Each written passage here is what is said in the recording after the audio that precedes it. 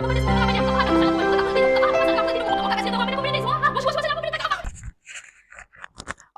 Acu, hari tu Angah ada baca lah. Biasalah kan, mengisi masa lapang. Baca cerita-cerita orang kan. Apa nama, yang Angah rasa dia dengan berkaitan dengan satu main issue. Iaitu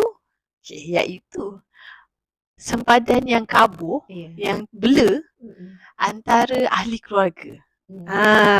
Sebab ahli keluarga. Kalau contohnya kawan ke ataupun ni lah orang luar, kita senang nak create sempadan tu kan, sebab dia adalah kawan, memang nampak lah kan. Tapi bila ahli keluarga ni, contohnya suami dengan isteri, mak dengan anak, lepas tu lagi anak yang dah besar lah maksudnya kan, ataupun adik-beradik, antara adik-beradik ipar dua.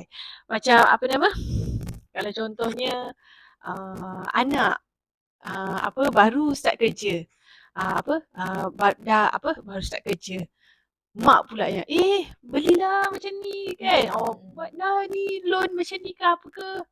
Padahal anak tu dia tahu dah apa benda yang dia nak, dia tahu dah apa yang dia perlu, tapi sebab mak kata kena buat macam ni, dia ikut. Lepas tu contohnya, kalau contohnya kita baru kahwin kan, ialah perempuan baru kahwin, biasanya sebelum kahwin tu dah kerja dah. Sebelum ni kerja dekat dengan kawasan mak, contohnya lah, dekat tak jauh lah, satu negeri dengan mak. Lepas tu kita kahwin husband kita yang luar daripada situ. So kita plan untuk apply lah, tukar untuk berpindah. Tak naklah PJJ sekali. Tapi mak kata tak payah lah, duduk je lah dengan mak kan. Duduk je lah dekat sini, kiranya senang sikit nak balik kampung. Husband awak balik je lah hujung minggu kata kan. Isteri akan jadi rasa macam mana ni bang, nak minta tukar. Mak kata macam ni, katakan, mak dah tua, contohnya kan, dia buat ayat kan, mak dah tua ni, kena ada orang jaga semua kan. So duduk je lah sini, kata tak payahlah pergi ke husband untuk kerja sekali ke dekat sana ke. So isteri akan jadi rasa macam mana ni kan, kita nak apply tukar ke, nak biar PJJ ke kan. So benda tu, so kita jadi salah dah kat situ. So itu antara isu ni lah. Lepas tu lagi Angah baca banyak je kan, banyak sangat ni baca ni. Apa nama, antara suami dengan isteri, contohnya apa nama, bahagian tanggungjawab, senang ceritalah, bahagian tanggungjawab dia pandai sangat membahagikan. Dia kata yang jaga anak ni awak lah. So yang jaga kereta tu saya, contohlah kan. So tak kisahlah anak tu tengah langgar macam mana ke, dia jagalah kiranya kan. Dia sebab itu bahagian anak tu bahagian dia. So saya jaga kereta je, kereta yang duduk luar yang tak ada benda-benda masalah tu, dia lah orang paling jaga sekali. Lepas tu, tapi contohlah duit lah, kawan duit banyak, dapat gaji dah. Saya ni dah habis dah duit kan, dah beli dah beras dah ni, satu ni kan, untuk sebulan ni. So bini lah yang dahulukan, abang nak buat loan beli motor. Tak ada habis pasal loan motor. Apa nama, minta lah bini lah yang keluarkan. Time tu pandai dia, boleh pula duit bini duitku. Macam tu kan. Itu contoh tu. Lagi satu, contoh apa nama, antara family members ni lah, salah adik-beradik ke ataupun family lah, ipar dua ke kan. Apa nama, hello, Assalamualaikum, ada kat rumah kan, nak masuk rumah, contoh. Ada kes banyak kes masa tu mak tak usah cerita lah yang macam kata sebab datang mengejut. Macam contohnya kita baru sampai kerja pukul 5 ni, tak sampai lagi pun kan. Dia tengok dah ada kereta kat depan. So kita yang bekerja ni, pagi tu kelang kabut uruskan anak kan, breakfast anak ke, sempat letak dalam sinki je. Lepas tu kadang-kadang je lah tengah mandikan anak ke apa benda ke. Mungkin rumah kita huru-hara, mungkin baju kita tak berlipat, apa-apa sajalah berlaku dengan rumah kita waktu tu. Kalau kita terima orang dengan waktu yang secara tiba-tiba, of course kita tak selesa. Kan. Kita kan boleh naklah juga jaga aib kita ke kan. Tak boleh, tak naklah tunjuk yang berbakul-bakul, yang tinggi sangat, gunung-gunung baju yang tak berlipat tu. Kita kat tak naklah tunjuk kan. Dengan tetamu je, orang luar kita senang je sebab nak set benda ni. Sebab tetamu biasanya akan cakap dulu, ada kat rumah ke? Kita orang ingat kita nak datang lah nanti nak melawat baby contohnya lah kan, baby baru salin. Yes, kita boleh ready walaupun waktu tu kita melawat baby, maksudnya baru pantang lah kan. Walaupun maksudnya kita taklah larat sangat, tapi bila orang beritahu in advance, tak ada masalah lah. Kita boleh lah kan, kita adjust kan, kita datang sini, duduk sini, nak buat air ke, ada ke. Ya ini kalau macam contoh lah tiba-tiba datang macam tu, ataupun waktu hujung minggu kan, kita relax kat rumah, tengah tidur terbongkang ke apa benda ke, pukul 2 lepas Zohor waktu orang tidur kan. Assalamualaikum, dah bagi salam dah depan pintu. Ini berlaku lagi ni kalau macam contohnya duduk sekampung. Kan. Duduk sekampung memang senang je lah, cek jalan macam tu kan. Apa nama, dah sampai. Yelah kita dengan anak hujung minggu waktu nak rest. Jadi sebab, tapi anggapannya sebab kita kan family. Sebab kita kan family. Isunya sebab kita kan family. So rasa kita boleh untuk buat semua tu. So Hang rasa menarik untuk kita bincangkan benda ni.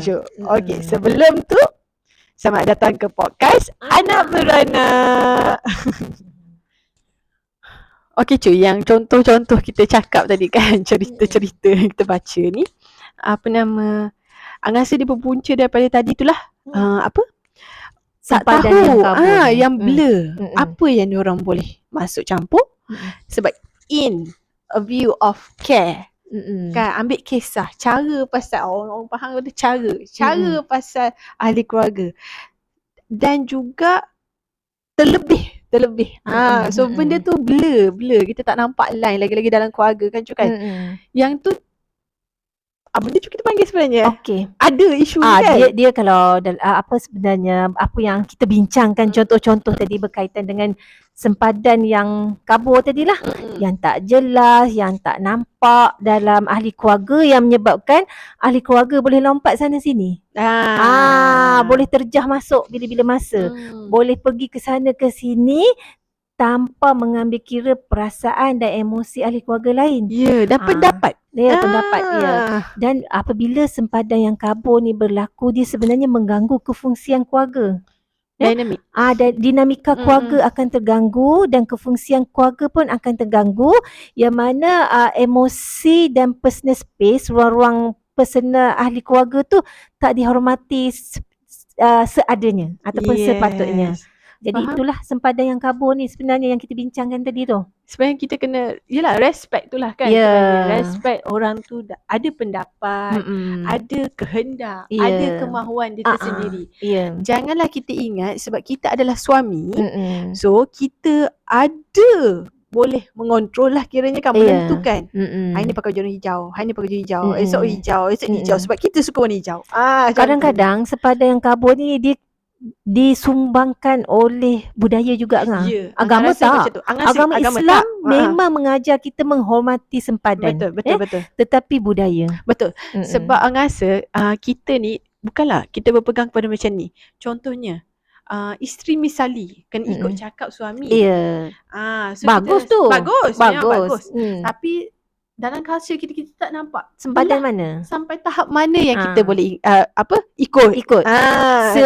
Semisali manakah kita boleh bertahan tu. Satu lagi ni, syurga di bawah tapak kaki ibu. Betul? Yes, betul. Memang betul. Tapi sampai tahap mana kita nak benarkan mak manipulate anak. Betul. Yang ni sebenarnya Angah tak rasa pun mak tu dia sedar dia manipulate anak dia. Kadang-kadang secara tak langsung. Tak sedar. Sebab ataupun memang dia rasakan memang macam itulah cara dia menunjukkan kasih sayang. Dia rasa dia menunjukkan kasih sayang pada anak dia dengan macam tu. Itu caranya. Kan kiranya tolong anak tentukan kerja dekat mana tadi kan. Tolong anak tentukan nak spend duit dekat mana. Tolong anak nak tentukan berapa orang anak dia nak dengan isteri. Macam tu kan. Tolong anak tentukan supaya duduk je dengan mak. So akhirnya isteri tu Yelah, menumpanglah dekat rumah mak sekali, berlaku tak selesa sebenarnya Makan kat hati. sini. Ya. Jadi dia sempadan yang kabur ni ialah macam perbincangan kita yang lepas. Analogi dia macam pagar. Okey? Maknanya bila sempadan ni terlalu ketat, analogi dia macam penjara lah pula. Okey, kita tak bagi langsung orang luar masuk dalam diri kita, campur tangan kita, tak sihat juga. Okey? Sebab kita perlukan orang. Kita perlukan orang. Ataupun terutamanya family lah. ya, betul. Ataupun kalau tak ada pagar, tak ada sempadan langsung, lagilah tak sihat, kan? Jadi kalau kabur ni in between. Sebab tu susah tu kan. Sebab dalam family ni, yelah waktu kita kecil, memang hidup kita ditentukan oleh mak kita lah. Sebab waktu tu kita kecil, kita tak ada apa-apa knowledge. Kecil kan, tek jalan macam tu lagi kan. So sini bahaya. So mak kita tentukan, di situ bahaya, di sini bahaya, di sini boleh pergi, di sini tak boleh pergi. Tapi once kita dah besar, umur kita dah makin tua, kita dah terdedah kepada dunia luar, kita pun dah mula ada pendapat sendiri, hasil daripada orang ni semua kan, kita environment kan.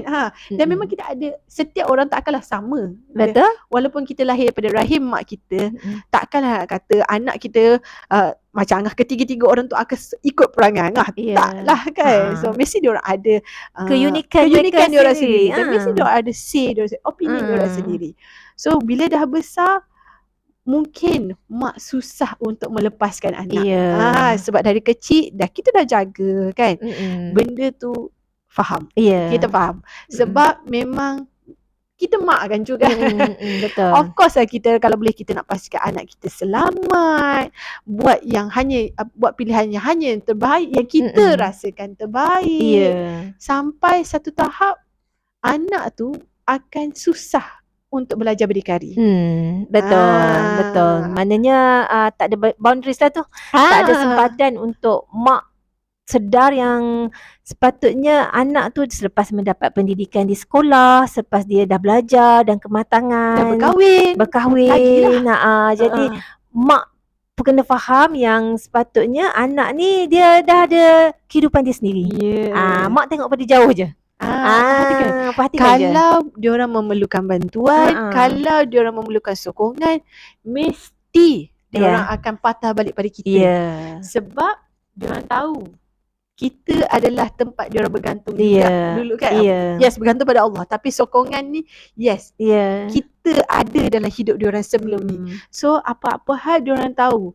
Kalau apa-apa yang diorang nak minta pendapat ke, diorang tahu diorang boleh patah pada kita. Provided mak dengan anak tu memang gitulah kehidupannya sebelum tu.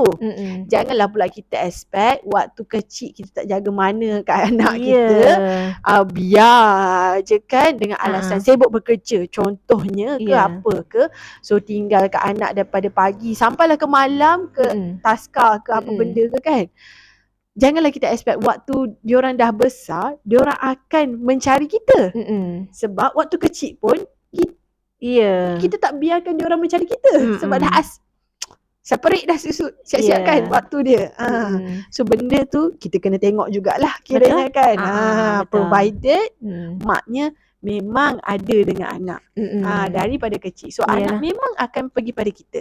So tak perlulah mak nak rasa risau yang bahawa anak ni takut tersilap ke. Kalau tu dia akan patah juga pada kita. Pusing-pusing pun dia percayakan kita juga.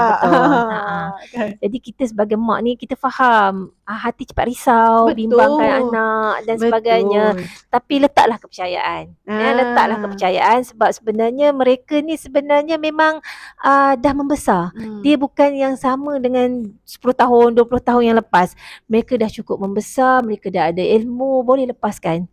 Bagi diorang ruang untuk berkembang. Berkembang. Yes, sama ada berkembang dengan berjumpa orang lain. Contohnya kan, kalau yelah bila anak keluar ke apa, mungkin dia ada peluang untuk berjumpa dengan orang kan. So interact dengan orang semua benda.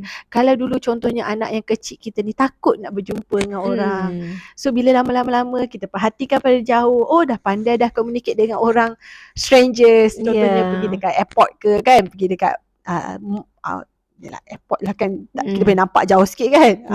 So berani dah cakap, kalau dulu menyorok je. So kita Yeah. bagi peluang untuk dia orang growth. Nampak dia punya perkembangan tu, dah makin berani. Macam tu kan. Itulah kan, macam bila kita cakap sempadan ni dalam keluarga ni, apa dia punya Line dia. silangan tu luas. Ah. Begitu juga macam adik-beradik dengan adik-beradik, ipar betul. duai dengan adik-beradik, dan Betul. hubungan-hubungan yang macam ni sebenarnya kita kena jaga dengan elok, dengan menjaga sempadan kita dengan jelas. Betul.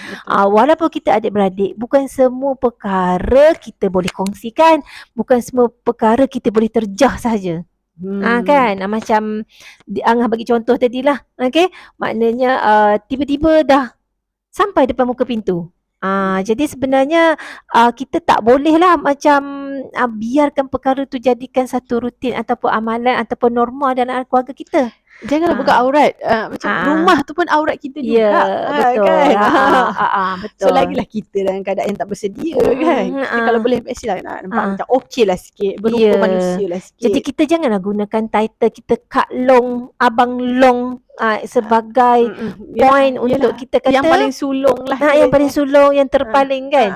Jadi untuk kontrol adik-adik kita di bawah, menentukan apa dia nak ke mana, dia nak pergi ke mana, dia nak makan apa, dia nak belajar kat mana, jangan. Walaupun kita bertitle Kak Long, sebabnya perkara tersebut dah sebenarnya mengganggu personal space. Setiap orang macam ada personal space. Acu dengan Angah lah. Acu bertitle makcik Angah lah kat betul. Tapi tak adalah Acu awak kena A, awak kena B, kena sebab reasonnya aku dah dulu makan garam lebih. Ya Allah, Acu nak tahu tak, nak cerita juga. Azra kan, sebab dia dengar agaknya orang makan garam sekolah agaknya. Dia asyik nak try makan garam. Dia betul-betul ambil garam sebab orang kata makan garam. Makan garam. Balik-balik. Okey, balik-balik kita kan. Jadi kita jangan salah gunakan title kita untuk kita violate personal space orang ataupun untuk kita lompat sempadan pada orang lain. Title kita sebagai mak, title kita sebagai suami, title kita sebagai ayah, title kita sebagai Kak Long, Abang Long. Kadang-kadang kita tersalah tanpa kita sedar, kita gunakan title-title tersebut untuk kita masuk personal space adik-adik kita, anak kita ataupun isteri kita lah. Yang mana sangat tak sihat macam tu. Contohnya balik raya lah, biasa jadi isu ni kan, balik raya ni kan. Tahun lepas dah balik raya belah suami. Lepas tu tahun ni kononnya nak balik raya sebelah isteri. Tapi mak call, baliklah rumah mak dulu. Hari raya pertama tu kenalah ada dengan mak. Siapa nak bawa mak pergi ke kubur ke, contohkan. Siapa nak bawa mak pergi ke masjid ke. Siapa nak tolong mak untuk ready malam raya kan. So akhirnya husband ikutlah, mengalah lah, ikutlah, padahal dah ada rotation. So itu orang rasa kita manipulate lah anak tu dengan membuatkan mak ni dah tua, contohkan, tolonglah ni kan. Takkanlah mak sana dah muda kan, mestilah mak tu dah tua juga. Kan kiranya kan. Untuk memaintainkan kita punya status tadi, status quo kita tadi. Kelebihan kita sebagai seorang mak, maka anak perlu. Kalau macam tu, kalau kita imagine lah mak belah husband cakap macam tu, mak sebelah wife pun cakap macam tu. Tak ke porak-peranda keluarga tu. Maknya sebab demi nak mendapatkan apa yang dia nak. Cakap pasal dua-dua mak lah ni, mak belah husband, mak belah wife. Yang bergaduh adalah anak kita sendiri. Sebenarnya anak kita sebenarnya dah menghancurkan rumah tangga anak kita sendiri. Betul. Bergaduh, elok raya patut happy, dah bergaduh pula benda tu. Tak seronok lah kiranya kan. Betul. Rasanya isu balik raya ni memang selalu. Yes, kita dengar. Itu contoh paling senang lah kita tengok contoh sempadan yang kabur. Sedangkan sepatutnya kita sebagai mak-mak ataupun sebagai adik-beradik ke, jangan kita api-apikan. Itu hak dia. Terpulanglah pada dia nak buat decision yang mana satu. As long as masih ada attachment, masih ada contact, dia masih lagi balik walaupun bukan raya pertama pun tak apa. Betul. Jadi kita hormatilah space-space yang mereka ada. Kita kena faham dia orang ada tanggungjawab dia orang juga dah. Dan sebagai anak sebenarnya mereka hormat je mak dan ayah kedua-dua belah pihak. Betul. Cuma dalam proses mereka membesarkan anak-anak, bagikan mereka ruang. Betul. Sebab kita pun sebagai mak-mak ni pernah juga duduk di situasi mereka yang anak kecil yang havoc penuh sehari punya, penuh kan jadual dengan anak-anak. Kita pernah duduki situasi tu. Sepatutnya kita faham sebenarnya. Betul, sepatutnya cu. Tapi Kan? ada yang tidak. Itulah sebab tu yang jadi kabur. Itu yang jadi kabur tu. Itu yang jadi kabur kan. Betul. Dan ada yang sampai tahap over involvement, berlebih-lebihan pula. Tak kira lah macam sebagai mak over pula involve dalam kehidupan anak-anak. Sebagai suami ada pula over involve pula dalam kehidupan isteri. Nak tahu isteri ni pergi kerja pukul berapa, balik pukul berapa, berkawan dengan siapa di tempat kerja, sedangkan awak dah izinkan dia bekerja. Ataupun ada yang over involve adik-beradik pula. Dia pula tentu orang ni nak cuti dengan dia ke tak, nak berjalan ke mana pun, nak makan kat mana, semua dia involve. Maknanya ataupun adik-beradik yang suka apa kata orang tu, hartamu hartaku lah. Ada juga yang macam tu kan. Jadi over involve dalam kehidupan adik-beradik yang lain, ahli keluarga yang lain, sangat tak sihat. Sebab kita dah tak respect pun apa dia orang punya opinion. Itu dirinya. Sebab kita yang lagi dewasa, kita cakap, suara kita lagi besar, kita rasa suara kita lagi besar. Adik nak menyatakan pendapat tak mampu lah. Sebab anak nak menyatakan pendapat tak mampu dah. Sebab mak. Kalau takut kita berbeza pendapat, contohnya tadi macam balik raya tadi kan, berbeza pendapat, tak adalah mak kena balik rumah wife pula, contohlah kampung wife pula, sebab last year dah balik rumah ni, kita kan dah balik rumah mak dah, so nak jumpa, mestilah wife nak jumpa mak ayah dia juga kan. Derhaka. Ayat sedih keluar. Yelah mak tahulah mak tak berdua. Contohlah kan. Macam suami pun boleh juga macam tu. Tak dengar cakap suami, yelah awak sayang mak awak je. Ada. Dah susah lah. Berpecah lah. Ataupun isteri ni kadang-kadang makan hati ikut sajalah. Malas nak gaduh. Akhirnya diri lah terkorban. Diri dia sendirilah yang terkorban. So dia tak ada pun ruang untuk dia bercakap sebenarnya, bang saya ni lama dah nak jumpa mak saya. Betul. Tak ada ruang. Tak ada. Jadi sebenarnya keluarga yang sayang menyayangi di antara satu sama lain, keluarga bahagia ni bukan datang dengan petik jari. Yes. Jadi perlu dibina. Antaranya salah satu aspeknya hormati. Hormati perasaan, hormati sempadan, hormati ruang masing-masing. Once kita hormati ruang orang lain akan hormati ruang kita. Betul. Itu je. Perkara tersebut adalah mutual. Jadi kasih sayang keluarga ni perlu dibina dengan dan dibina dari janganlah image macam tu kata, bukan petik jari tu lah. Daripada awal. Sampailah dia dah besar. Betul. Janganlah waktu awal tu tak ada, tiba-tiba nak expect waktu dah besar baru nak sayang. Memang tidak orang tu dah ada kehidupan sendiri. Dia dah ada view dia sendiri. Ataupun selama ni kita menggunakan status quo kita dah, aku mak, aku suami, aku akak long, aku abang long, aku yang lebih tua pada kau. And then kita nak anggap nak orang tu sayang kita dalam arti kata hanya sebab tu. Hanya sebab tu. Ataupun kita nak orang tu sayang kita unconditionally. Apa pun aku buat kat kau tetap disayangi. Sedih tu sebenarnya kalau jadi orang macam ni. Sedih sebenarnya. Sebab yelah rasa macam terpaksa. Dia bukan kepada kasih sayang, lebih kepada rasa tanggungjawab je sebenarnya. Tanggungjawab je.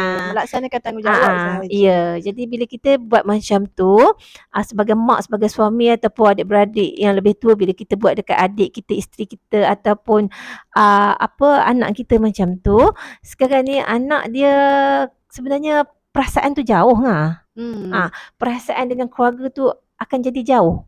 Dimakan hati. Bukan makan hati tu setahun 2 tahun, tak. Dan sepanjang proses dia membesar. Kalau umur dia 30, mungkin dah 20 tahun dia makan hati. Kan? Betul. Waktu dia dah tahu kan, dia dah mula belajar. Dia dah mula belajar bahawa sepatutnya dia rasa dia patutnya dihormati, suara dia tak didengari ataupun dia rasa orang tak hormat emosi dia. Betul. Jadi dia makan hati. Jadi jangan kita expect orang tu nak akan sayang kita sepenuhnya unconditionally. Kadang-kadang sampai satu tahap mereka ni menjalankan tanggungjawab sahaja. Sebagai anak, sebagai isteri ataupun sebagai adik-beradik. Jadi perkara ni sebenarnya mutual. Betul. Tu yang Acu kata mutual respect tu kan, hormati antara satu sama lain. Satu lagi yang rasa kita kena biasakan ni Cu. Open for communication. Kiranya sebelum buat apa-apa, tanyalah pendapat dulu. Tanya pendapat. Jangan cepat sangat tolak. Tanya pendapat dulu. Kiranya kan, tolak ke, nak menerima ke, ataupun turuti sahaja apa yang orang yang berstatus quo tadi tu minta dengan kita. Contohnya buat loan lah, buat loan untuk adik ke, kan macam tu, ataupun balik kampung ke, padahal hanya kita yang mengetahui situasi kita waktu tu macam mana. Betul. So kalau tu bagi tahulah, bincanglah kita kan. Tapi yelah, bila nak bagi tahu ni, itulah pula kata, dah pandai melawan sekarang. Waktu kecil-kecil dulu tak ada pun melawan, ikut je cakap. Memanglah waktu kecil tak melawan. Betul. Dia kecil lagi sebab dia tak tahu lagi apa yang baik, apa yang buruk. Kadang-kadang mereka ni tak dapat beza antara melawan ataupun individu tersebut memberikan justifikasi. Betul. Memberikan pendapat. Justify apa yang dia contoh tak respect tu. Apa nama tadi? Macam mana kita nak train, macam cakap tadi, train daripada kecil, ajar anak daripada kecil supaya diorang boleh bercakap dengan kita. Kita terima pendapat diorang daripada kecil. Jangan kita ingat sebab kita ni mak, kita tahu semuanya pasal anak kita. Kita tahu apa yang anak kita suka. Kita tahu apa yang anak kita minat, apa yang anak kita tak suka. Kalau contohnya dia memang tak suka brokoli, so terimalah hakikat bahawa anak kita memang tak suka brokoli. Contohlah macam kita. Macam kita, contohnya kita tak suka sangat tak tahulah nak kata apa, toge.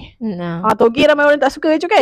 Toge. Lepas tu mak kita duk paksa-paksa, mesti kita tak suka punya. Macam tu. Lepas tu satu lagi yang rasa, start daripada kecil, sebab ini angah daripada point yang orang ada anak kecil lagi kan. Bagi anak tahu yang ini adalah space mak ayah. Ini adalah space anak. Contohnya start dengan bilik. Bilik. So bilik tidur ni adalah bilik tidur mak dengan ayah. So anak tak boleh masuk sesuka hati. Dan bilik belakang adalah bilik anak. So mak pun sama. Kena hormati anak. So sebelum masuk, ketuk dulu pintu. Katakan jangan bang macam tu je.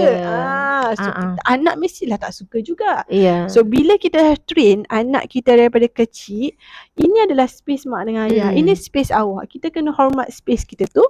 Tak adalah isu yang tiba datang, Assalamualaikum.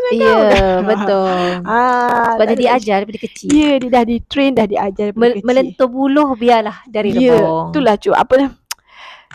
Jaga anak ni Cu. Membuat satu dia community kecil kita ni bukanlah kerja yang mudah. Betul. Bukan hati yang mudah. Nak beranak banyak pun kena fikir benda tu lah. Angah lah fikir benda tu. Macam mana lah, mampu ke tak nak ajar benda ni. Mungkin orang kata overthinking, tapi rasanya itulah tanggungjawabnya yang datang sekali. Betul. Dia bukannya sekali lepas bersalin tu push habis. Panjang lagi lepas tu. Bukan isu kita bagi makan cukup susu lampin saja tak. Keperluan psikologi anak, keperluan psikologi ahli keluarga kita. Sebenarnya itu makanan jiwa mereka sebenarnya. Dan kita juga. Kita juga sebenarnya. Kita juga sebenarnya. Jadi sebagai keluarga yang keluarga Islam, kita ikut ajaran-ajaran Islam yang dah ajar. Perlu bersederhana dalam kehidupan. Hormati di antara anak, mak dan ahli keluarga. Promote mutual respect antara anak dan ahli keluarga. Islam dah ajar semua tu. Lagi tahu position. Contohnya tanggungjawab seorang suami bila once dah kahwin adalah pada isteri, anak-anak dan barulah mak dengan ayah dia. Kalau sebelum ni memanglah mak, ayah kan. Betul tak Cu? Sebelum tu kan. Tapi bila once dia dah ada isteri, ayolah dia dah ada isteri, dahulukan Yeah. isteri dia tu. Mm-mm. Contohnya duit belanja kat isteri ke, kan, macam tu. Lepas tu kalau ada lebih, bagilah dekat mak. Ya, betul. Begitu juga isteri. Isteri pun sama. Tanggungjawab dia pada pada suami. suami. Macam tu. Tetapi di sini kita ada toleransi. Yes, betul. Kita ada toleransi di situ. Kita pun akan tua juga. Ya, nanti, kita pun akan tua juga. Kita pun insyaAllah anak kita pun akan berkahwin juga. Ya. Akan ada keluarga dia sendiri juga. Kita akan lalui fasa-fasa tu yang semua sama. pula. Yang sama. Dulu pun kita jadi budak kecil, so sekarang dah besar sikit. Dah tua lagi. Ya. Nanti tua-tua lagi sama juga. Sama je. Proses tu akan kita lalui. Jadi pentingnya ada ilmu-ilmu empati. Yes. Ilmu-ilmu toleransi. Hormat menghormati di antara satu sama lain supaya ahli keluarga kita tak mengalami boundaries ataupun sempadan yang kabur ni. Ya, yang tak sihat ni. Kita kena fahamlah antara yang sayang sangat sampailah tak lepas-lepas. Ya.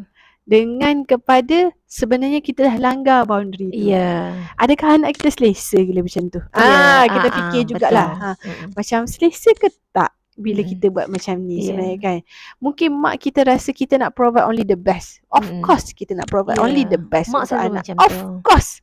Berkorbanlah kan? Kita mestilah punya nak bagilah seboleh-bolehnya, nak bagi yang terbaik untuk anak kita.